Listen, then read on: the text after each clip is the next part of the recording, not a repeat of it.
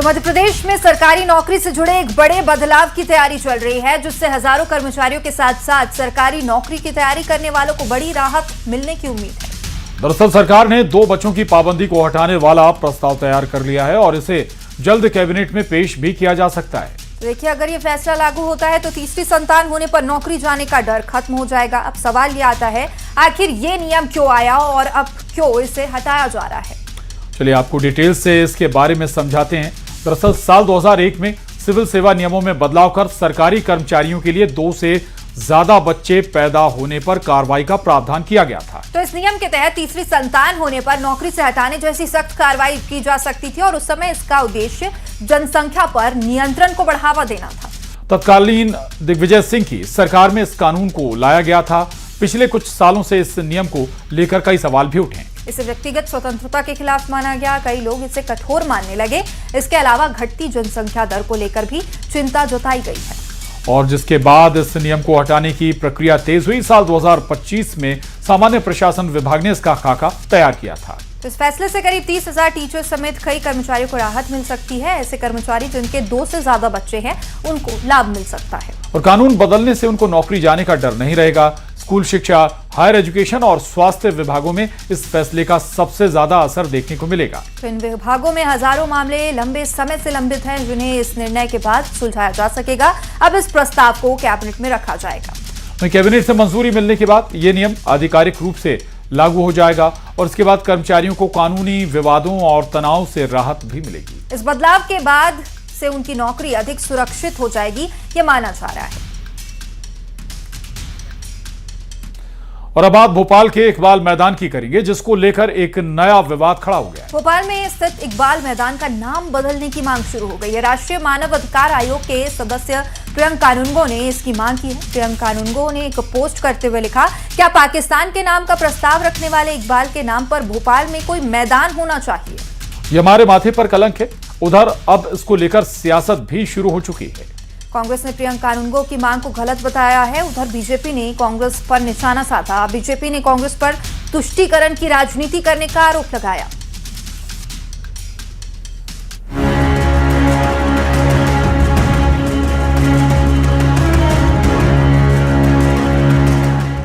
MP में नाम बदलने वाली सियासत एक बार फिर से शुरू होती नजर आ रही है। दरअसल भोपाल के इकबाल मैदान का नाम पाकिस्तान बनाने का प्रस्ताव देने वाले इकबाल के नाम पर रखा गया है, जिस पर अब बड़ा बवाल खड़ा हो गया। इसको लेकर राष्ट्रीय मानव अधिकार आयोग के सदस्य ने आपत्ति जताई। आयोग के सदस्य प्रियंका कानूनगो ने इसे माथे पर कलंक बताया और मैदान का नाम बदलने की मांग की है। राष्ट्रीय मानव अधिकार आयोग के सदस्य प्रियंका कानूनगो ने एक्स पर एक वीडियो भी अपलोड किया। इकबाल की फोटो पोस्ट करते हुए लिखा, क्या पाकिस्तान के नाम का प्रस्ताव रखने वाले इकबाल के नाम पर भोपाल में कोई मैदान होना चाहिए। ये हमारे माथे पर कलंक है।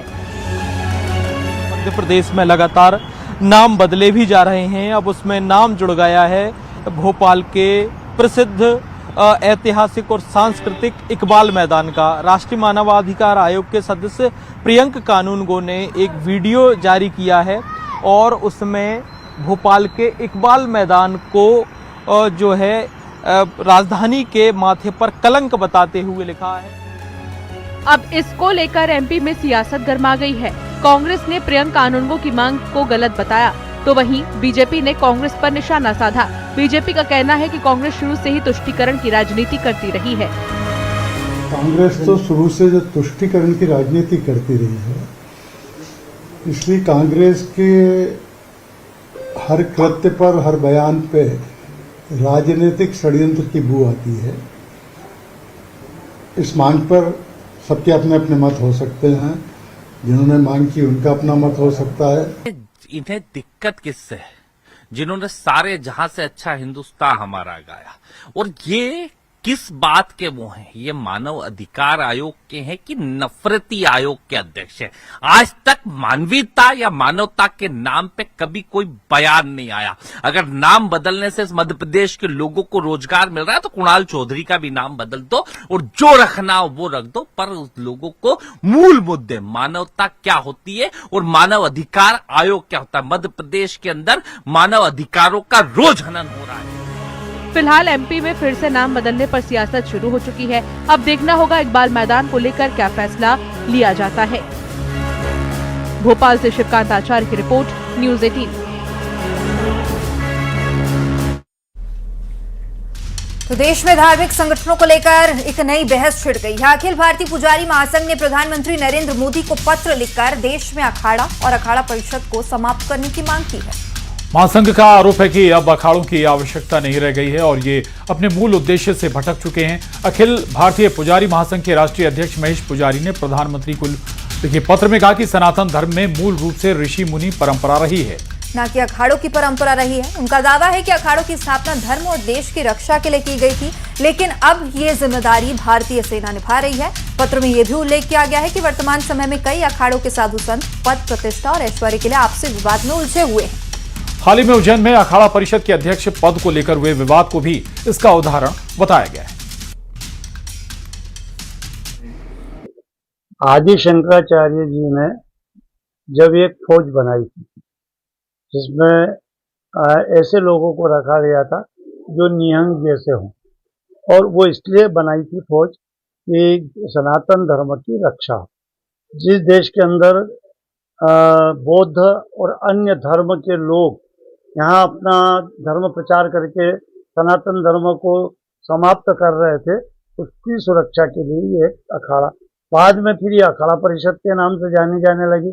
बाद में इनमें पद और प्रतिष्ठा के हिसाब से पद आ गए, पद लेने लग गए। तो वो आज जाकर ये हो गया है कि अब धीरे धीरे ये लग रहा है कि जो उद्देश्य शंकराचार्य जी ने जिसको फौज को बनाया था, अब उसका कार्य पूर्ण हो चुका है।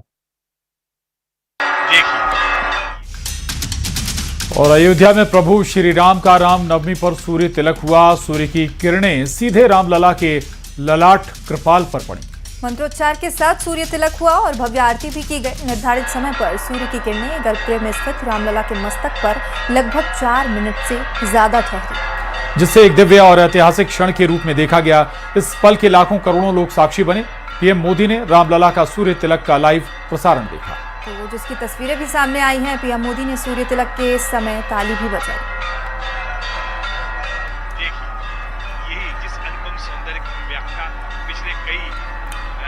तो 2 तस्वीरें आपको बता दें। आज भगवान रामलला के मस्तक पर 4 मिनट तक, करीब 4 मिनट तक सूर्य की रोशनी पड़ी और इस विहंगम दृश्य को खुद प्रधानमंत्री नरेंद्र मोदी ने लाइव तस्वीरों के जरिए निहारा और ताली भी बजाई पीएम मोदी ने।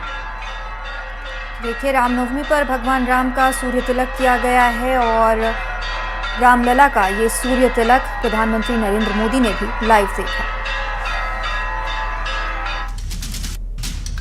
तो अयोध्या में दूर दराज से पहुंचे श्रद्धालु गाने बजाने के साथ भगवान के लिए बधाई संदेश दे रहे हैं। भिंड से पहुंची महिलाओं ने बताया कि वो पिछले 10 सालों से रामनवमी के मौके पर हर साल यहां पर पहुंचती है। मंदिर बनने से लेकर अब तक हुए बदलावों पर महिलाओं ने खुशी जाहिर की।